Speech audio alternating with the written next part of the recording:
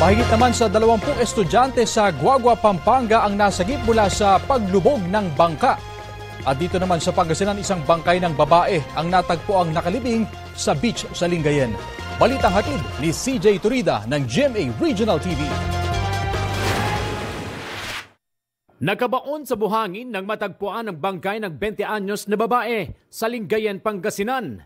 Natuklasan ito ng pulisya isang araw matapos ideklarang nawawala ang biktima. Sa kuha ng CCTV, nahagip ang paglabas ng babae sa isang building. Hawak ang kanyang cellphone. Nakikita namin, sinusundo siya ng boyfriend niya.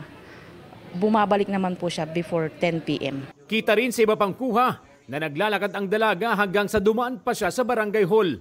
Hindi na raw nakapasok sa paaralan ng biktima kaya idineklara siyang nawawala. Base sa investigasyon, nagtamo ng sugat sa ulo ang biktima pero hinihintay pa rin ang resulta ng autopsy kung ginahasa ang biktima. Subject for investigation ang nobyo ng biktima at 2 iba pa. Crime of passion din ang tinitinang posibleng motibo sa krimen. Kinukuhanan ng statement, iniimbestigahan ng ating tinanggi naman po niya na hindi siya yung pero hindi po tayo nagtatapos doon. Patuloy na sinisikap ng GMA Regional TV na makuhanan ng pahayag ang kaanak ng biktima.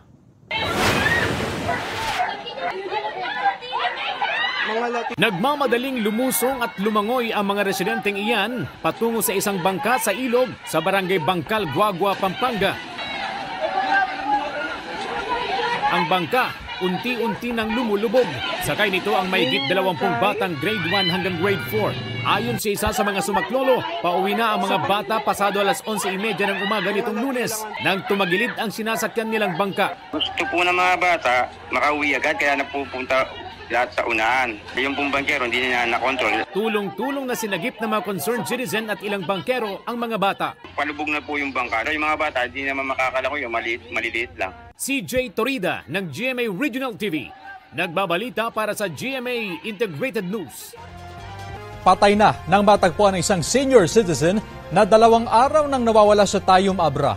Araw ng Linggo nang huling makita ng mga kaanak ang 72 taong gulang na lalaki. Martes na nang makita ang katawan niya sa isang palayan, ilang metro ang layo mula sa kanilang bahay. Posibleng galing daw ang lalaki sa gubat dahil nakita doon ang kanyang tsinelas. Wala rin nakitang sugat sa kanyang katawan. Hindi na ipina-autopsy ng mga kaanak ang bangkay dahil naniniwala silang wala namang foul play sa pagkamatay ng lalaki. Nauwi sa mainitang pagtatalo ni Senador Alan Peter Cayetano at Senador Juan Miguel Zubiri ang talakayan kaugnay sa resolusyon tungkol sa bagong congressional districts ng Embo Barangays sa Taguig. Balitang hatid ni Mav Gonzalez. Anong gusto mo? Humagitna na ang mga kapwa senador at Senate Sergeant at Arms pero hindi nagpaawat sina Senador Alan Peter Cayetano at Juan Miguel Zubiri nang magsabog sa sesyon ng Senado. Sindak ka na sindak dito eh.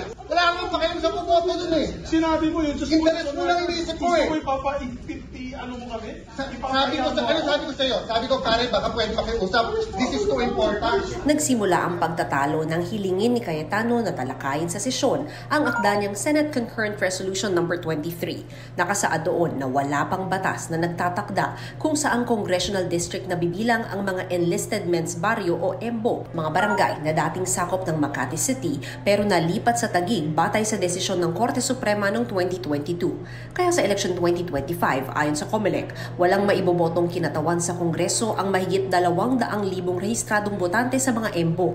Iminumungkahi ng resolusyon kung saan distrito isasama ang bawat EMBO barangay dahil urgent daw ang sitwasyon at malapit na ang filing ng Certificate of Candidacy. Pero kwenestyon ni Zubiri ang pagtalakay nito. This was not in the daily agenda, and this particular issue is on the disenfranchisement of these 10 EMBO barangays. However, Your Honor, I'm trying to get in touch with our colleague who is from Makati, and I do not know, does this have any implication to Senator Binay's I can state for the record, Mr. President, it has nothing to do with Makati anymore, because all of these barangays are now under Taguig, being administered by Taguig, and the problem is they'll not be able to vote for any... Then ask for just a 1-minute suspension, she's calling. 1-minute suspension lang, Mr. Dito na nagsigawan ng dalawa. Pagbalik ng sesyon, kalmado na sila. It didn't have to go that way, and I apologize if I raised my voice. we did give due courtesy to Senator Nancy, even if this involves barangays that are no longer part of Makati, but because the chair thought it used to belong to Makati, we cleared it with her. The response was, she can confirm or deny the same. It has nothing to do with Makati because it has everything to do with Taguig. 1998 ko pa kasama si Senate President Zubiri. So siguro we're entitled one heated argument, which is tonight. Sa huli, nagbati at nagyakapan ng dalawang senador. Inadopt na rin ng Senado ang resolusyon na hindi naman isang batas kundi naghahayag lamang ng sentimiento ng mga senador. Nagbiro si Zubiri nang madaanan si Senador Nancy Binay. Sabi ni Zubiri, miscommunication lang ito na naiwasan sana kung may konsultasyon sa mga senador. Nung in-explain naman niya, it's just a mere request of Congress, then okay. We already agreed that what happened. We already agreed that I think we shouldn't let our emotions run wild. Tumanggi ng magkomento sa issue si Cayetano. Ang sentimiento ng ilang residente sa mga Embu, malutas sana ang issue ng pagboto para sa kanilang representasyon sa Kamara. Parang ang pangit naman. Anong pangit mo? Na hindi kami pwedeng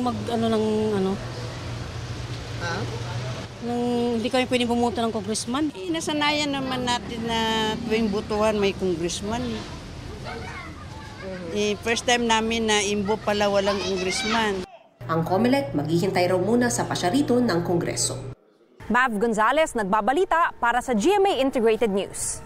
Huli sa akto ang isang akyat-bahay sa Quezon City at sa kanyang pagtakas nagtago siya sa banyo ng bahay. Balitang hatid ni James Agustin.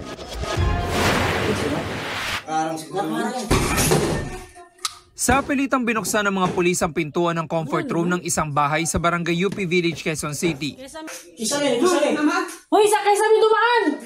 Doon nakasentro ang paghahanap sa isang lalaki na naaktong nagnanakaw ng mga gamit sa bahay. Nang buksan na ang ilaw, nadiskubre kung saan nagtatago ang sospek. Labas ka dyan! Labas! Labas! Labas! Pinadapa ang sospek, tsaka pinusasan. Ayon sa pulisya, pagka-uwi ng may-ari ay kinagulat nito nang madatnan sa bahay ang sospek.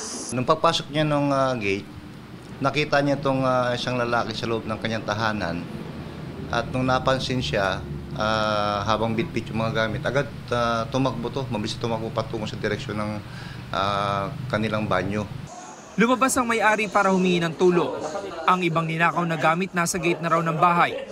Nakataon na itong mga pulis natin, kasalukuyan nagpapatrol sa lugar. So agad siyang humingi ng saklolo at sinamahan itong ating mga pulis patungo doon sa direksyon kung saan ang suspect ay nagtatago sa banyo. Nabawi ang mga ninakaw na gamit kabilang na mga speaker, DVD player, printer, 2 gulong at electric fan. Sa kabuuan nagkakahalaga ang mga ito na mahigit sa 55,000 pesos. Itong suspect na to ay nakapasok doon dumaan sa may bintana ng bahay. So sinira niya yung bintana ng bahay. Dating nang nakulong ang 27 anyos sa suspect dahil sa kasong malicious mischief.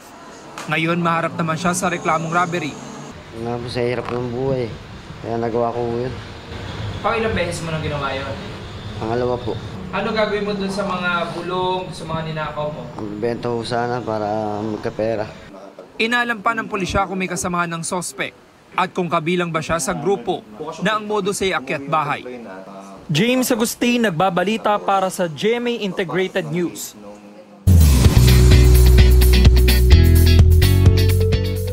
Best latest na mga mare at pare!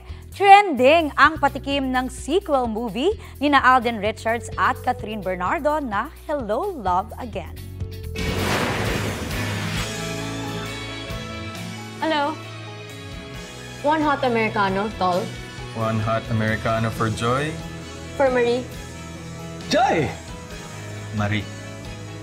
Marami sa milyon-milyong nakapanood ng official teaser ang nawindang sa twist na Joy is Gone. Sinubok ng long distance ang relationship ng karakter ng Kath Den sa upcoming movie. Nang muling nagtagpo, tila meron na yatang nagbago. Happy or heartbreak kaya ang maging ending ng storya ni na Ethan and Joy? Yan ang aabangan natin sa big screen simula November 13. Inaprubahan na ng Kamara ang 6.352 trillion pesos na proposed budget para sa 2025. Pinaboran po ito ng 285 kongresista habang may 3 namang tumutol. Isang araw ito kasunod ng pag-certify as urgent ni Pangulong Bongbong Marcos sa panukala. Sabi ni House Speaker Martin Romualdez, nasunod ng Kamara ang kanilang timeline sa pagpasa nito habang tinitiyak ang transparency. Sa mahigit 6 trillion pesos na budget, 733 million pesos ang hinilaan para sa Office of the Vice President kumpara sa hinihingi nilang 2 billion pesos. Binawas dito ang budget para sa ilang programa ng OVP at inilipat sa ibang kagawaran na ginagawa ang kaparehong programa. Sa isang press con, sinabi ni Vice President Sara Duterte na sa pagdinig na lamang ng Senado siya dadalo kaugnay sa budget ng kanyang opisina. Hinahanapan lang naman daw siya ng mga kongresista ng impormasyon na magagamit laban sa kanya. Wala pang pahayag dito ang Kamara. Gumawa sila ng isa pang track na resignation. Parang kapalabas nila, impeach ka namin for wrongdoing, whatever. And then, itong isang grupo na ito, umalis ka dyan. Kasi kapag hindi ka umalis, kapit-tuko ka. Pero, hindi naman kasi ako sasagot sa young guns.